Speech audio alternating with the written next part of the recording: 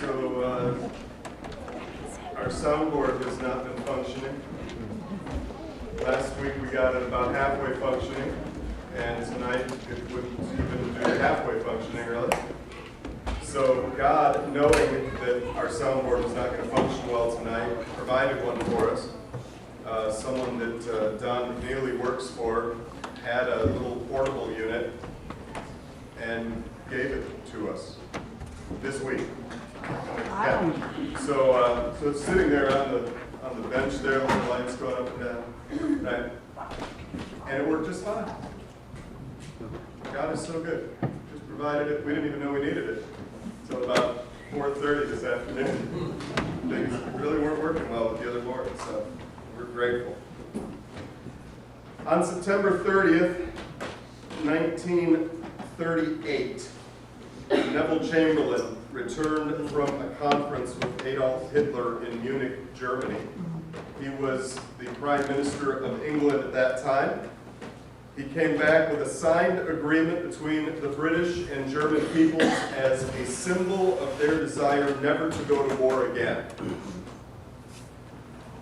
The headlines were that he had saved them from war. He stood before the cameras and the microphones and he announced peace for our time, and the people cheered. And less than a year later, Adolf Hitler invaded Poland. Germany invaded Poland, sparking the beginning of World War II. And the same prime minister was forced to declare that the two countries were again at war. There's something about us as human beings that desires peace and security. We're willing to make great sacrifices of freedom, of resources, anything if we think that it will give us peace and security. And this has been true throughout human history. We'll see tonight this desire addressed in the passage that we're going to look at. Last week, Pastor Brian shared with us the end of 1 Thessalonians chapter 4. This young church was growing concerned. Paul had taught them that Jesus would return soon for his people, but that promised return was taking a bit longer than they had anticipated. And that was, 2,000 years ago. They were nervous about what was going to happen to the people who had died. Did they miss out because Jesus hadn't come back and they didn't live to see it? What would happen to them? And so chapter 4 ends with these verses, again, that Pastor Brian shared with us last week. For the Lord himself will descend from heaven with a cry of command, with the voice of an archangel, and with the sound of the trumpet of God.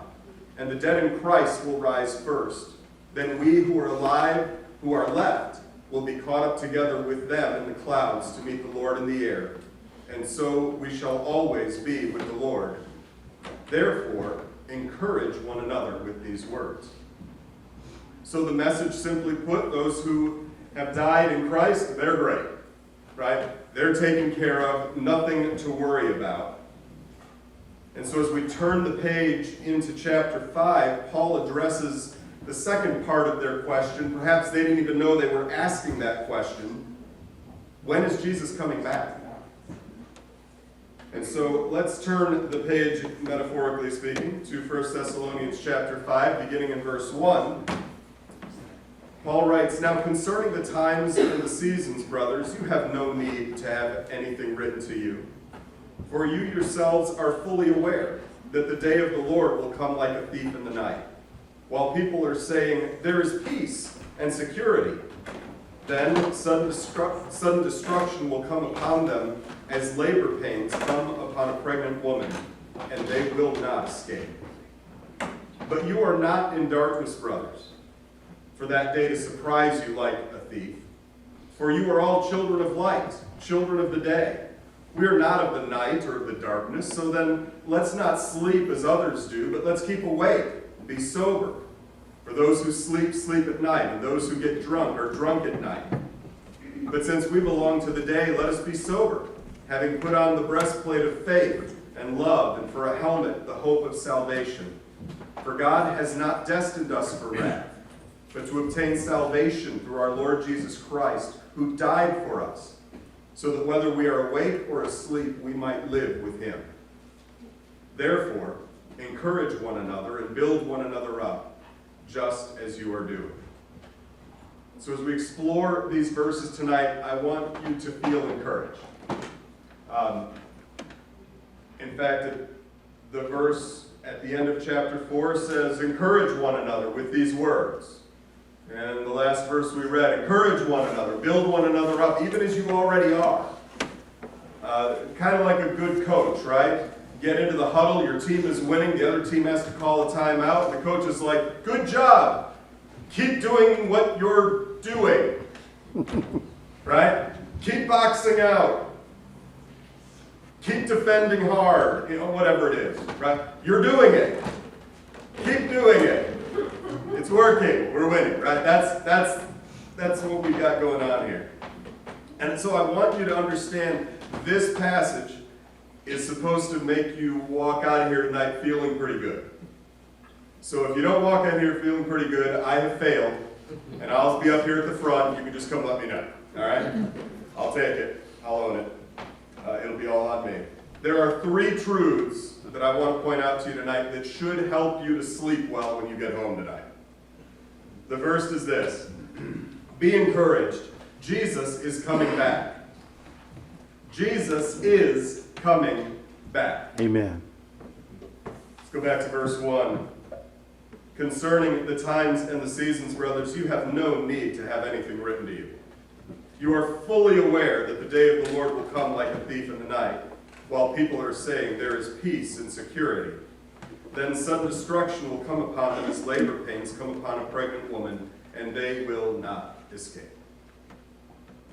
Right? When we see bad times coming, as the Thessalonian church looked around and saw the persecution that was happening to the church, not just in their location, but all around the known world,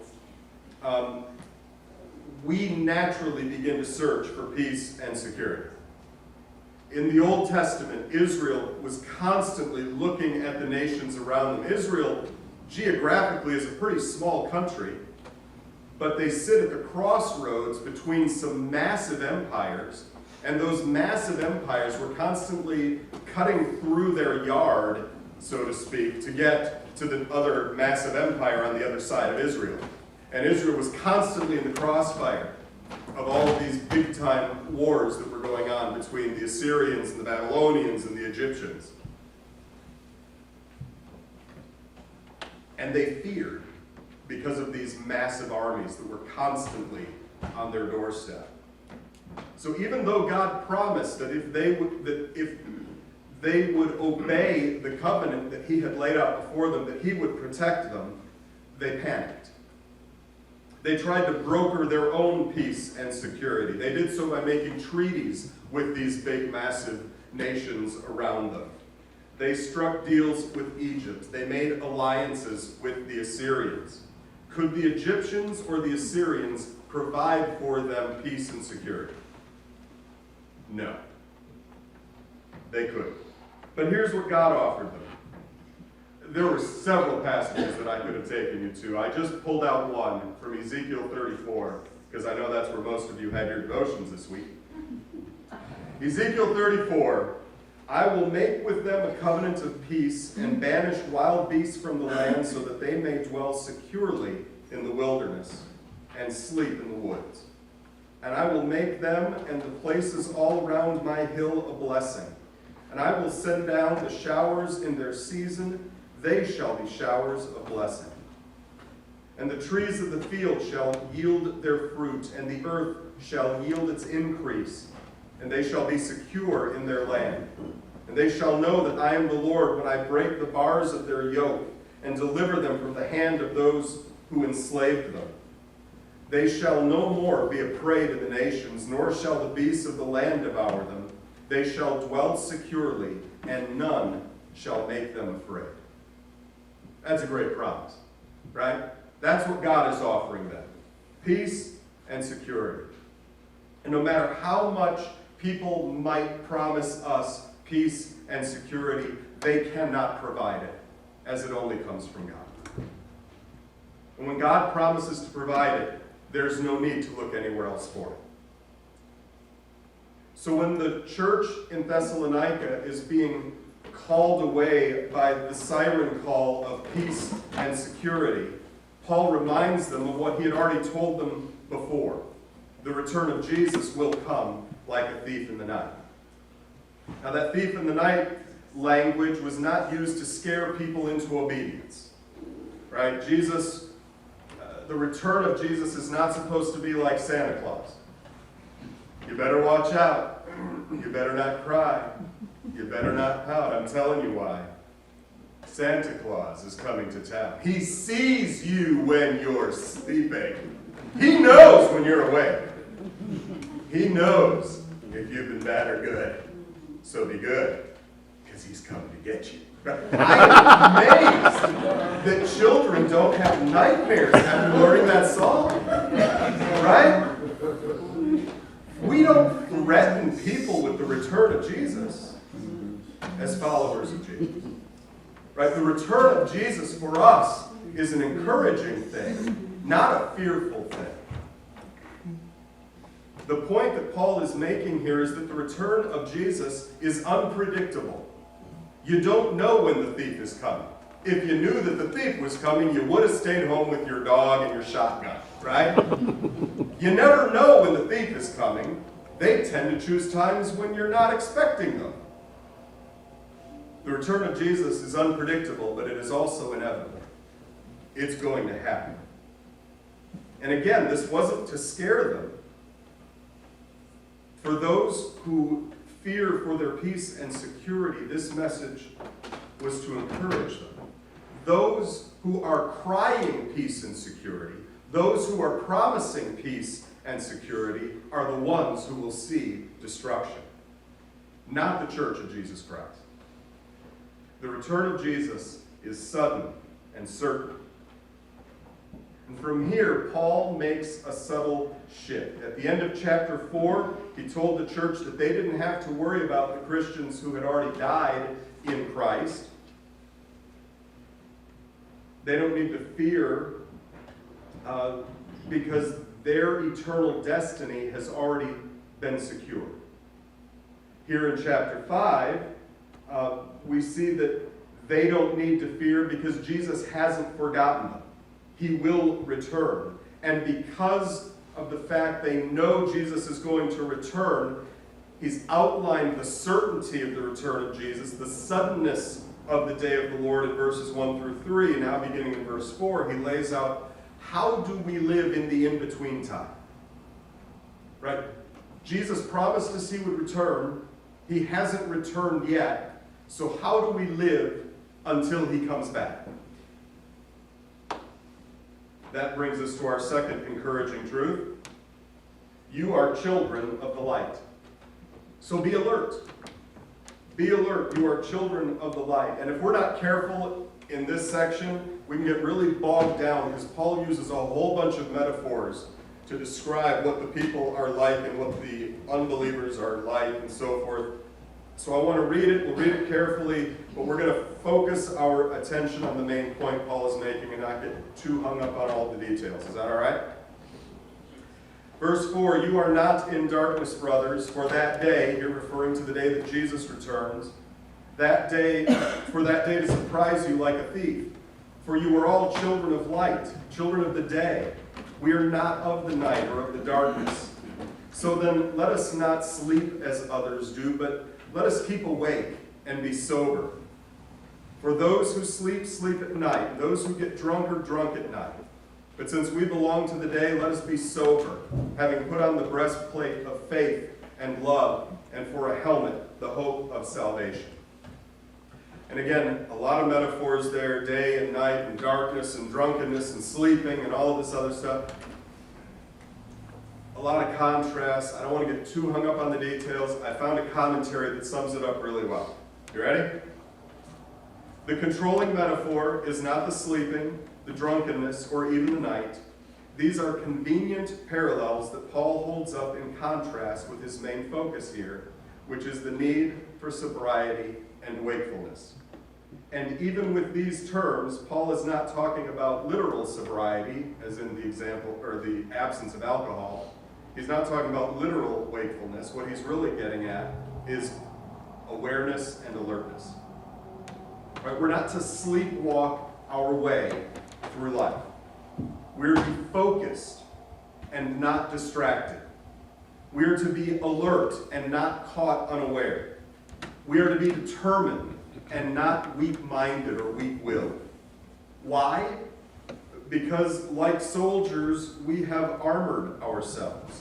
We are armored with faith and with love. And in this context, we are armored especially with hope. Put on the helmet of salvation, which is hope. This isn't the I hope it happens kind of a hope, like I hope I win the lottery, or I hope the Lions win the Super Bowl, right? This is... Right. Right, yeah. Hope equally as probable. Right. The odds are the same. Paul's strategy here is to encourage them to be confident. In the Bible, hope carries with it more the idea of surety and expectation than it does wish. If there's any wishing involved here, it is only in the timing. I know that Jesus is coming back. I wish he would do it today. Right? That's the hope. Why can we have this hope? I'm glad you asked, because it brings us to our third truth tonight, and that is this: be encouraged. Your salvation is sure. Amen. Your salvation is sure. Verse 9, for God has not destined us for wrath, but to obtain salvation through our Lord Jesus Christ, who died for us, so that whether we are awake or asleep, we might live with him. Therefore, encourage one another and build one another up, just as you are doing. God has not destined us for wrath. Is that because there's no wrath coming? Is there no wrath coming on the world that we need to worry about? No one is destined for wrath because God is not that kind of God? Is that what Paul is saying here? Or is it because there is indeed wrath coming, but it's not your destiny? You will escape. You will be spared. If we go back to chapter 1, verses 9 and 10, Paul says of this church, you turned to God from idols to serve the living and true God, and to wait for his Son from heaven, whom he raised from the dead, Jesus, who delivers us from the wrath to come. Right? There is wrath. And actually, it is a constant theme throughout the Bible. Romans 1:18, the wrath of God is revealed from heaven against all ungodliness and unrighteousness of men, who by their unrighteousness suppress the truth. Ephesians 2, verse 3, we all once lived in the passions of our flesh, carrying out the desires of the body and the mind, and we were by nature children of wrath, like the rest of mankind. Ephesians 5:6, let no one deceive you with empty words, for because of these things, the wrath of God comes upon the sons of disobedience. I promise you there are more verses I could have pulled out. I know that talking about the wrath of God is not popular today. Some of you may think that a message about God's wrath will turn your friends off towards the gospel. Here's the thing, guys. They already know. Paul says in Romans chapter 1 that everyone you know, everyone that you meet, knows God at some deep level, but they have suppressed that knowledge. They even know deep down, at some possibly suppressed level, that they break God's law and that they are guilty and that wrath is coming. Romans 1:32, though they know God's righteous decree that those who practice such things deserve to die, they not only do them, but they give approval to those who practice them. they already know, even if they don't want to admit it. Our obligatory John Piper quote: "You may think that believing in the coming judgment and wrath of God is unintelligible to your modern friends, but think again. In fact, it is written on their hearts by God himself. They know, and they need to hear, even if they don't admit it at first, that there is a way of escape." So back to verse 9. We are not destined for this wrath. We are destined to obtain salvation.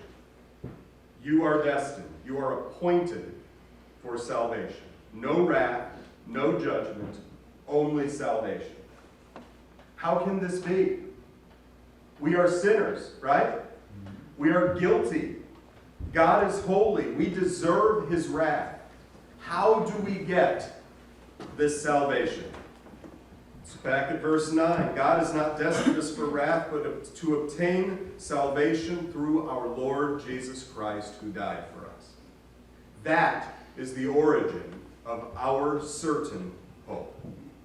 Jesus Christ was crucified. He died in our place to bear the wrath of God. He was buried, and 3 days later, he was resurrected to life. And now, whether we live or die as followers of Jesus Christ, we know that we will live with him forever. Your salvation is secure. Is that encouraging? Yes. So how do we apply this passage tonight, next week, next month? Number one, find your peace and security in God alone. Find your peace and security in God alone. I know that we all want to know that everything is going to be okay and that we don't have anything to worry about. Right? I look at the culture around us, and to be honest with you, it's a scary place. As a pastor, I see the day coming when I may be imprisoned or worse because of my refusal to marry a same-sex couple, or whatever the next issue might be. Our church may lose our tax-exempt status if we fail to give in, if we do not embrace and endorse the sexual revolution that has swept our culture. And so we look for peace and security. But my friends, peace and security cannot come through an election. Bernie Sanders is not going to give you peace and security. Joe Biden is not going to give you peace and security. Donald Trump will not give you peace and security. We've got to remember that there is no government, there is no social institution, there is no foreign or domestic policy that can guarantee peace and security. Amen. To peg our hopes on a political personality, a party, a legislative bill, or even the democratic process is to place ourselves in the same position as those of whom Paul says their destruction is sure. Do not put your hope in a politician. Do not believe the lie that if we just compromise a little on sexual morality, that we will find peace with the culture around us. Our only source of peace, our only source of security is God and his Son, Jesus Christ. Number two, live as children of the light. Do not allow yourself to become so distracted by the world around us that we lose sight of what is most important. And that can be both good things and bad things. Right? Sometimes we get distracted by fear of the coronavirus. We We get distracted by whatever political thing might be going on, by whatever war is being shown on the nightly news, and we despair and we lose hope. Sometimes we are so distracted by the blessings of life, our children or our grandchildren, vacations, retirement, whatever it might be, and we lose our focus on what it means to serve the kingdom of God. So be focused, be diligent, persevere, press forward, all for the kingdom of God. Finally, number 3, memorize verses 9 and 10. I want you to memorize 1 Thessalonians chapter 5, verses 9 and 10. For God has not destined us for wrath, but to obtain salvation through our Lord Jesus Christ, who died for us, so that whether we are awake or asleep, we might live with him. As we struggle through the rest of this life together, we will face trials and tribulations. We will face death and disease. We will face hardships and heartaches. Is that enough alliteration for you? One more. We will face opposition and ostracization.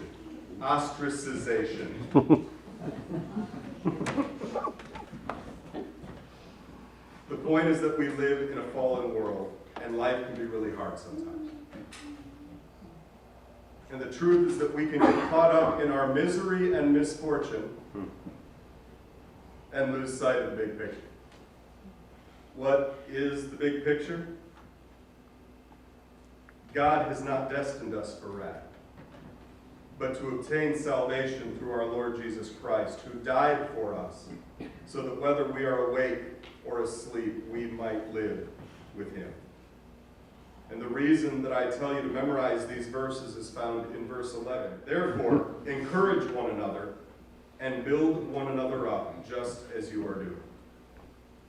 As we see our brothers and sisters in Christ struggling with all that comes with living in a sin-filled world, Paul calls on us to encourage one another and to build one another up. And there are few things more encouraging than to be reminded that God has not destined us for wrath, but to obtain salvation through our Lord Jesus Christ, who died for us, so that whether we are awake or asleep, we might live with him.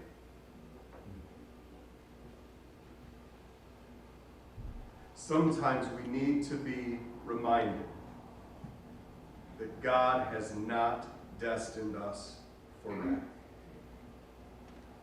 but to obtain salvation through our Lord Jesus Christ, who died for us, so that whether we are awake or asleep, we might live with him. Amen? Amen. So memorize these verses. I ought to hear us quoting these verses in the hallways for the next 50 years, if God tarries, and I get really, really old.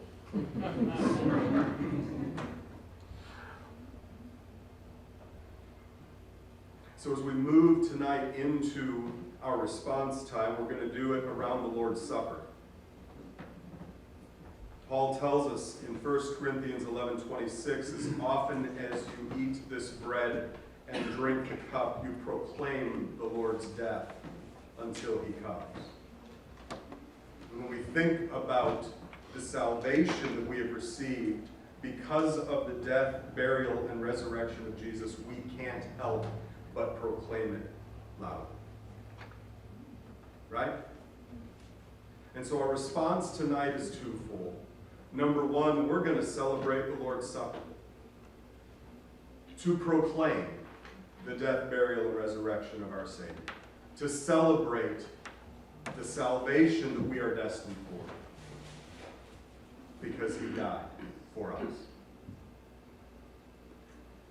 But I also recognize that it is likely that not everyone in this room has given their life to Jesus yet. and that because of that, they still live under the wrath of God. That is their future. That these encouraging words for followers of Jesus aren't very encouraging. But I can encourage you tonight that if you give your life to Jesus, if you repent of your sin, place your faith in the death, burial, and resurrection of Jesus, who paid the penalty for your sin, that he will save you. And you will no longer be destined for wrath, but for salvation. So give him your life tonight. Please, give him your life. The symbolism of the elements is clearly outlined by Jesus himself. It's quoted by Paul in 1 Corinthians chapter 11. Paul writes, "For I received from the Lord what I also delivered to you, that the Lord Jesus, on the night when he was betrayed, took bread. And when he had given thanks, he broke it and said, 'This is my body, which is for you. Do this in remembrance of me.'" And so as we partake of the bread tonight, remember that it symbolizes the body of Christ, which was broken for us.